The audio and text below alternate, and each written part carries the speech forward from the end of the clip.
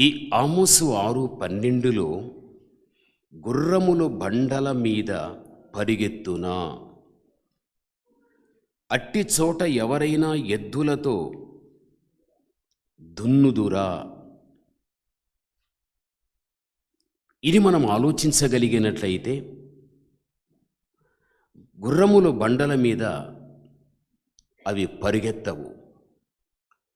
ఎందుకు పరిగెత్తవు అంటే, తమకు హాని కలుగుతుంది అని గుర్రములు పరిగెత్తవు. బండల మీద దున్నటానికి ఎవడైనా ఇష్టపడగలుగుతాడా? ఇష్టపడడు. ఎందుకు అనగా, బండల మీద దున్నుట నిష్ఫలమని ఎవరూ తమ ఎద్దుల చేత అచ్చట దున్నారు. ఇక్కడ మనము చూడగలిగితే, ఇటువంటి లౌకిక విషయాలలో మనుషులకు బుద్ధి ఉంది, కానీ ఆత్మీయమైనటువంటి విషయములో మాత్రం మనిషికి బుద్ధి, జ్ఞానం, వివేకం లేదు. ఈ వాక్యాన్ని బట్టి మనము చూడగలిగినట్లయితే, ఎద్దుల చేత పట్టుకొని బండ మీద దున్నగలిగితే అది నిష్ఫలం, దానివలన ఫలము రాదు. అందుకే ఎవరు దున్నరు. ఇటువంటి విషయంలో మనుష్యుడు బుద్ధి, జ్ఞానము కలిగిన వాడుగా ఉంటున్నాడు.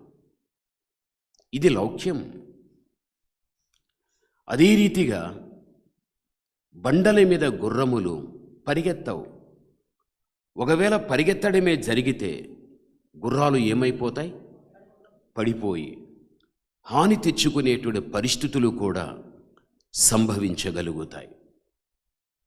దీనిని బట్టి మనము చూడగలిగితే, ఇటువంటి విషయాలలో మనుష్యులకు మంచి జ్ఞానం లేక వారికి మంచి బుద్ధి ఇటువంటి విషయాల్లో ఉంటూ ఉన్నది. అయితే ఆత్మీయమైన విషయములలో మాత్రం మనిషికి ఏమి ఉండదు అంటే, బుద్ధి కానీ, జ్ఞానము కానీ, వివేకం కానీ ఉండనే ఉండదు. అంటే ఇక్కడ మీరు అర్థం చేసుకోవలసిన విషయం, బండల మీద గుర్రము పరిగెత్తనప్పుడు హాని. ఒక రైతు ఎద్దులను బండ మీద నాగలితో దున్నడము ద్వారా ఫలము రాదు, కానీ నిష్ఫలమే. దానివల్ల ప్రయోజనము లేదు. ఇది మనందరికీ తెలిసిన విషయమే. అయితే ఇక్కడ గమనించవలసినది, పాపము చేయగలిగితే పాపము ద్వారా శాపముందని, పాపము ద్వారా ఆశీర్వాదము ఉండదని, పాపము ద్వారా మరణం అనేది ఉంటుందని, పాపము ద్వారా ఒక శిక్ష అనేది ఉండగలుగుతుందని, ఇటువంటి విషయాలలో మనిషికి ఏముండదు? జ్ఞానము ఉండదు. బండల మీద మాత్రము గుర్రము పరిగెత్తితే హాని ఉందని తెలుసు.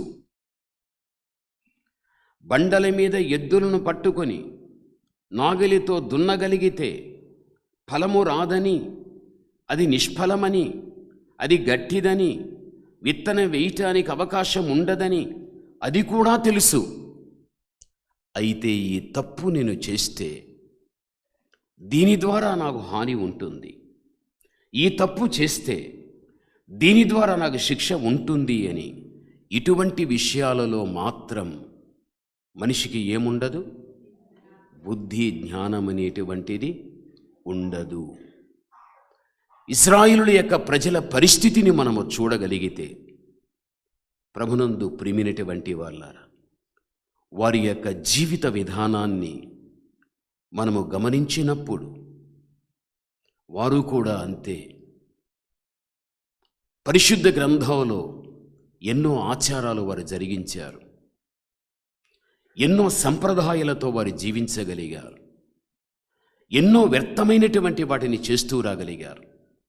ఇవన్నీ కరెక్టే అని వారు సంతోషిస్తూ వ్యర్థమైనటువంటి వాటిలో వారి జీవితాన్ని నడిపించుకుంటూ వెళ్ళగలిగారు. అయితే వాటి ద్వారా భవిష్యత్తులో ఒక నష్టం అనేది, ఒక కష్టం అనేది ఉంది అని వారు తెలుసుకోలేక వారి యొక్క ఇష్టాన్ని ముందు పెట్టుకొని వారు జీవిస్తూ ప్రయాణం చేయగలిగారు. ఇశ్రాయేలుల యొక్క పరిస్థితుల్లో వారి జీవితాల్లో చూడగలిగితే ఇటువంటి విషయాలు బుద్ధి జ్ఞానం వారికి ఉన్నది. అయితే మేము తప్పు చేయగలిగితే దాని వలన దేవుని శిక్ష, దాని ఫలితము ఉంది అని అటువంటి విషయాలలో వారికి బుద్ధి, జ్ఞానం, వివేకం లేకపోవడం ఇశ్రాయేలుల యొక్క బలహీనత ఈ వాక్యాన్ని బట్టి మనకు తెలియపరచబడుచూ ఉంటున్నది. నేటి క్రైస్తవ సమాజములో కూడా చూడండి, మనం ఎవరినైనా కానీ అమ్మా నువ్వు ఈ విధంగా ఉండాలి, అయ్యా నీవు ఈ విధంగా ఉండాలి, అది నీకు ఆశీర్వాదం అని మనం హెచ్చరిక చేసినప్పుడు ఆ హెచ్చరికను పొందుకొని ఆ విధంగా వారు జీవించగలిగితే వారికి మేలే ఉంటుంది. ఎప్పుడైతే హెచ్చరిక ఇచ్చిన తర్వాత కూడా మేలు కలిగించే హెచ్చరికలను ప్రక్కన పెట్టి నాకు తోచినట్టుగా నేను జీవించడం, నాకు తోచినట్టుగా నేను బ్రతకడం, అది నా యొక్క పద్ధతి, అది నా క్రమం, నాకెవరు ఏం చెప్పేది హెచ్చరిక, నాకెవరు నాకు చెప్పేది బుద్ధి అని అనుకుని వారికి తోచిన రీతిగా వ్యర్థమైనటువంటి వాటి యందు మనస్సు పెట్టుకొని, వ్యర్థమైన వాటి యందు మనస్సును లక్ష్య పెట్టి ఆ విధంగా జీవించగలిగితే ఒకరోజు తప్పనిసరిగా దాని ఫలితం అనేటువంటిది ఉంటుంది అన్న విషయం మరిచిపోకూడదు.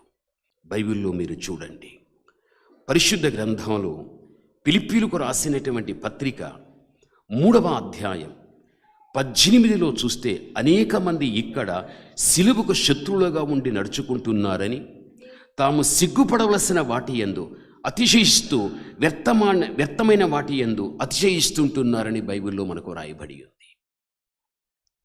ఈ ఫిలిప్పీ 3:18-19 ఆ విధంగా రాయబడుచున్నది. అనేక మంది వ్యక్తులు సిలువకు ఏమై ఉన్నారు? శత్రువులుగా ఉంటున్నారు. వీరి శత్రువులుగా ఉండి నడుచుకుంటూ తాము ఏ విషయంలో సిగ్గుపడాలో వాటి యందు వారు సిగ్గుపడకుండా వాటి యందు అతిశయపడుతూ ఉంటున్నారు. వ్యర్థమైన వాటి విషయంలో సిగ్గుపడవలసిన వీరు వ్యర్థమైన వాటి విషయంలో ఏం చేస్తున్నారు? అతిశయిస్తూ ఉంటున్నారు వారు. ఈ రోజుల్లో మీరు చూడండి, ఎంతోమంది ఈ రోజుల్లో ఆచారాలకు అలవాటు పడిపోయారు, ఆత్మీయతను వదిలేశారు. వారు జీవించే జీవితమే కరెక్ట్ అని వాళ్ళు అనుకుంటున్నారు. అది ఏమాత్రము కరెక్ట్ అయింది కాదు. అంటే సిగ్గుపడవలసినటువంటివి ఏవైతే ఉంటున్నాయో వాటిలో సిగ్గుపడవలసింది బదులు వారు ఏం చేస్తున్నారు? అతిశయపడుతూ ఉంటున్నారు. ఇది సిగ్గుకరమైన కార్యం. ఈ మధ్య క్రిస్మస్ ప్రోగ్రాం వచ్చింది, యూట్యూబ్లో మీరు చూసింటారు. పాస్టర్లు కూడా డ్యాన్సులు వేసుకోవడమే, ఆడవాళ్ళు డ్యాన్సులు వేయడమే, వారికి పాటలు పాడడమే. వారు ఏమనుకుంటారు తెలుసా? ఇవన్నీ కూడా దేవుని యొక్క దృష్టికి వ్యర్థమైనవిగా ఉన్నప్పటికీ కూడా అటువంటి కార్యాల్లో సిగ్గుపడవలసింది బదులుగా అతిశయిస్తుంటున్నారు. మేము చేసేది కరెక్టు, ఇది మంచిగానే ఉంది. ఈరోజున క్రైస్తవ సమాజంలో సిగ్గుపడవలసినవి ఏవైతే ఉంటున్నాయో వాటిలో సిగ్గుపడకుండా వాటిలో అతిశయిస్తూ బ్రతికే వారు ఎంతమంది ఈరోజు కనబడలేదు.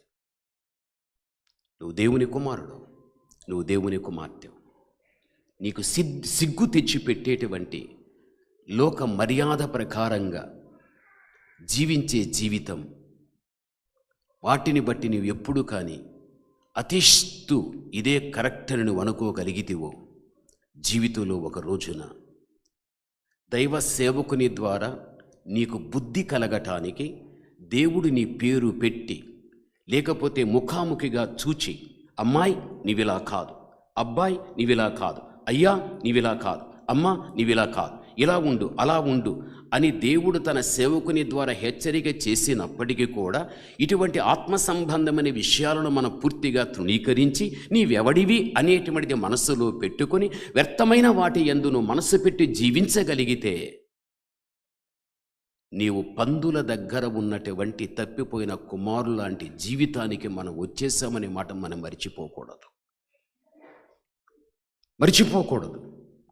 నీకే ప్రశ్న వేస్తే గుర్రముల బండ మీద పరిగెత్తునా అని మీకు ప్రశ్న వేస్తే, అరే పరిగెత్తవండి, హాని వస్తుంది, పడిపోయి గాయం కలుగుతుంది, చచ్చిపోతుంది. రెండవదిగా ఎవరైనా ఎద్దులతో ఆ బండ మీద దున్నుతానడితే, అరే నీవు పిచ్చేమన్నా పట్టిందా నీకు? ఇటువంటి విషయాల్లో మనిషికి జ్ఞానము తెలివి ఉంది, కానీ తన బాగోగును గురించి తనలో ఉన్న తప్పితాలు ఎత్తి చూపించి అమ్మా నీవు ఇలా ఉండు అలా ఉండు అనగలిగితే నీవెవరివి, నా ఇష్టం అని నీవు అనుకుంటే అది నీ కర్మ, దానికి ఎవడికి ఏం చేయలేడు. అందుకే బైబిల్ చెబుచున్నది, నా శక్తిని ఆధారం చేసుకున్నా, నా బలమును ఆధారం చేసుకోగలిగాను, వ్యర్థమైన వాటిని మనసు పెట్టుకోగలిగాను, ఆ విధంగా నేను జీవించగలుగుతా, అదే నాకు సంతోషంగా ఉంది. దాని తర్వాత నీకు వచ్చే ప్రమాదం గురించి నీకు తెలియదు, భయంకర ప్రమాదం. వీటి విషయాల్లో తెలివి, జ్ఞానం, బుద్ధి లేదు మనిషికి.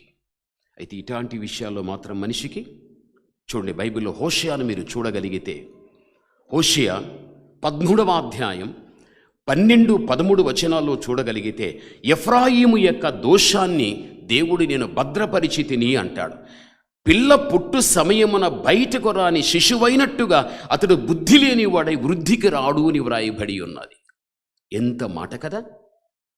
ఈ హోషేయ 13:12లో ఎఫ్రాయిము యొక్క దోషము దేవుని దగ్గర భద్రపరచబడిపోయాలి అంటాడు కదా. పిల్లలు పుట్టు సమయమున బయటికి రాని శిశువైనట్టుగా అతడు బుద్ధి లేని వాడై వృద్ధికి రాడు అని వ్రాయబడి ఉన్నది. గర్భాన్ని ధరించినటువంటి ఒక తల్లి ప్రసవ దినములు వచ్చినప్పుడు అక్కడ పిల్ల పుట్టేటువంటి సమయాన బయటికి రాని శిశువైనట్టుగా అతడు బుద్ధి లేని వాడై వృద్ధికి రాడు అని వ్రాయబడి ఉంది. ఇశ్రాయేలులకు చెప్పబడిన మాట ఎఫ్రాయిము. నిజమే, ఒక తల్లి ఒక బిడ్డను కనేటప్పుడు ఆ బిడ్డ బయటికి రాకపోతే ఆ బిడ్డకు క్రొత్త జీవితం లేదు. అదే రీతిగా ఇశ్రాయేలుల జీవితంలో కూడా ఏ దేవుని దగ్గర ఎవరి పాపమైతే భద్రపరచబడి ఉంటున్నదో ఆ పాపము నుండి వీరు బయటికి రానంత వరకు వీరికి క్రొత్త జీవితం లేదు అసలుకు. ఆ బిడ్డ బయట వచ్చిన తర్వాతనే ఆ బిడ్డకి ఏ జీవితం ఉంటుంది? క్రొత్త జీవితం ఉంటుంది. ఇశ్రాయేలు ప్రజలారా, మీ పాపము నా దగ్గర భద్రపరచబడిపోయాది, అయినా మీరు దాంట్లో నుంచి బయట రాలేదు. ఒకవేళ మీరు రాగలిగితే, ఒక తల్లి గర్భములో నుంచి ఉన్న బిడ్డ బయట పడిన తర్వాత క్రొత్త జీవితం ఎలా వస్తుందో, పాపం నుండి బయట పడగలిగితే నీ జీవితం కూడా క్రొత్తదిగా రాగలుగుతుంది. బయటికి రానేటువంటి పసిబిడ్డలాగా నేను ఉండిపోయావు తల్లి గర్భములో. నీవున్న పాపములోనే ఉండిపోయావు, నీవున్న చెడులోనే ఉండిపోయావు. ఇక నీ క్రొత్త జీవితం రాదు. ఇశ్రాయేలు యొక్క ప్రజల విషయంలో దేవుడు చాలా స్పష్టమైనటువంటి రీతిగా దేవుడు మాట్లాడుతున్నాడు. అదే హోషేయ 9వ అధ్యాయం 10వ వచనములో చూడగలిగినట్లయితే అక్కడ ఒక మాట ఉంది, చదువుకుందాం. అరణ్యములో ద్రాక్ష పండ్లు దొరికినట్లు ఇశ్రాయేలు వారు నాకు దొరికిపోయారు.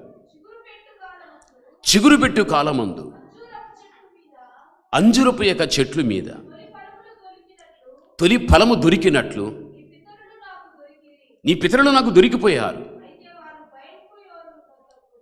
బయల్పోయోరు యొద్దకు వచ్చి, చూడండి, ఆ లజ్జాకరమైన దేవతకు తమ్ము తాము అప్పగించుకొని.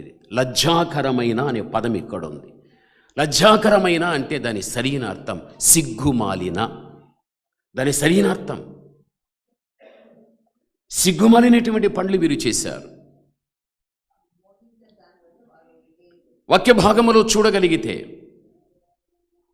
ఇక్కడ అంజూరపు యొక్క పండ్లు దొరికినట్లు, ద్రాక్ష పండ్లు దొరికినట్లుగా ఇశ్రాయేలు ప్రజలు నాకేమైపోయారు? దొరికిపోయారు. ఒక చెట్టు ఫలమిస్తే ఆ చెట్టు తనలో వచ్చిన ఫలాన్ని దాచిపెట్టి చెట్టు వల్ల అవుతుందా? కాదు. చెట్టు నిండా ఫలమే. అయితే ఆ చెట్టు నాలో ఫలించిన ఫలమా, నీవెవరికీ కనబడకుండా నేను నిన్ను దాచేస్తానని చెట్టు దాయగలదా? దాని ఫలాన్ని దాయలేదు, బట్టబయలైపోతుంది. అందుకని బైబిల్లో మనం చూడగలిగితే దేవుడు అదే అంటున్నాడు, ద్రాక్ష పండ్లు దొరికినట్లుగా, అంజూరపు యొక్క పండ్లు దొరికినట్లుగా ఇశ్రాయేలులు నాకేమైపోయారు? దొరికిపోయారు. వారు అనుకోగలిగారు ఏమని తెలుసా? శిక్షకు తగిన పాపం వల్ల ఉందని ఎవనికి తెలుసు? ఎవడు చెప్తాడు? అయితే దొరికిపోయారు. మీరు ఇశ్రాయేలు దేశానికి మీరు వెళ్ళండి, ఏ ప్రాంతంలో చెట్లున్న స్థలంలో చూడండి, చెట్టు నిండా ఫలాలే ఉంటాయి. చెట్టు నిండా ఆకులు తక్కువ ఉంటాయి, ఫలాలు ఎక్కువ ఉంటాయి. ఎక్కడ కానీ ఆ చెట్టు తన ఫలాన్ని దాచేయలేదు, దానివల్ల కాదు. అందుకే దేవుడు అంటున్నాడు, చెట్టు యొక్క ఫలం ఇలా అందరికీ కనిపించేటట్టుగా ఉంటుందో, ఇశ్రాయేలు ప్రజలారా మీరు నాకు దొరికిపోయారు, మీ పాపమంతా నాకు తెలిసిపోయాది, మీరు సిగ్గుపడవలసినవి ఎన్నో ఉన్నాయి. బేల్పెయోరు అనేటువంటి దేవత మీద వీరేం పెట్టుకున్నారు? వారు దృష్టిని పెట్టుకోగలిగారు, ఆ దేవత మీద మనస్సు పెట్టుకోగలిగారు. దేవునికి ఇష్టం లేని కార్యాన్ని అక్కడ చేశారు. ఇశ్రాయేలు ప్రజలు సిగ్గుపడవలసిన దానిలో వారు అతిశయిస్తూ ఉంటున్నారు. గమనించాలి, బైబిల్ చెబుతుంది, గుర్రములను బండల మీద ఎవడైనా పరిగెత్తిచ్చునా, ఎద్దులతో ఎక్కడైనా బండను దున్నడము జరుగుతుందా? వెంటనే బుద్ధి జ్ఞానము మనకొచ్చి, వద్దు, కాలు విరుగుతుంది, హాని జరుగుతుంది, దీనిలో బుద్ధుంది, బండ మీద దున్నద్దు, అది గట్టిది, దానికి బుద్ధుంది. అయితే మనుష్యుడు చేసే కొన్ని పొరపాట్లను బట్టి, మనుష్యుడు మాత్రం చేసే పొరపాటు, నేను జీవించే జీవితం, నేను తీసుకునే నిర్ణయం, వ్యర్థమైనటువంటివి ఎన్నో ఉంటున్నాయి, వాటి వలన నాకు ప్రమాదం ఉంటుంది అని అటువంటి వాటి విషయంలో మనిషికి ఏమీ లేదు, బుద్ధి జ్ఞానము లేదు. ఈరోజు దేవుని యొక్క బిడ్డలైన మన జీవితంలో ఈ వాక్యాన్ని బట్టి మనం అర్థం చేసుకోవలసిన విషయం ఏమిటి అంటే, కొన్ని విషయాలలో మనం చాలా బుద్ధి జ్ఞానాన్ని ఉపయోగిస్తాం. మన వ్యక్తిగత ఆత్మీయ జీవితంలోకి వచ్చిన తర్వాత మనం చేసేటువంటి కొన్ని పొరపాట్లలో మాత్రం అక్కడ మన బుద్ధి జ్ఞానాన్ని అక్కడ ఉపయోగించుకోలేకపోవడమే మనం ప్రమాదములో పడిపోయే పరిస్థితులు మనకు వస్తూ ఉంది. అందుకే రోమా 16వ అధ్యాయం 17లో చెబుతాడు కదా, నేర్చుకునిన బోధకు వ్యతిరేకముగా భేదములు, ఆటంకములు కలుగు చేయు వారిని కనిపెట్టి వారి నుండి తొలగిపోవుడి అని రోమా 16:17లో వ్రాయబడింది. ఇమ్మానుయేలు సంఘ సహవాసములో ఏ ఖచ్చితమైనటువంటి దేవుడు బోధ నీకు ఇస్తుంటున్నాడో ఆ బోధలను బ్రతుకుచుంటున్నావు.